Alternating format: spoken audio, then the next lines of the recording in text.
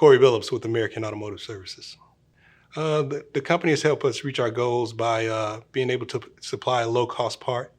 A lot more product on the shelves than what I thought. The operation is much more larger than what I thought.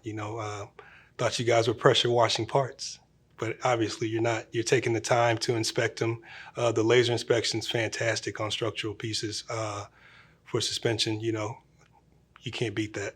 You don't get that same kind of quality from a junkyard. And what I saw out there, the time you guys take to prepare these parts and your lifetime warranty, that's awesome. It has helped reduce my cycle time by allowing me to forego using a used supplier, knowing that I'm gonna get a quality part. Bushings are gonna be there. I'm not gonna get a cradle in a car and then have to do an alignment and adjust for the bend in the metal or anything. It's all around fantastic. I have no complaints at all with you guys. You guys have been there when I needed. When you first came out, one of the owners came out. I'm pretty sure one of the managers came out and met with me.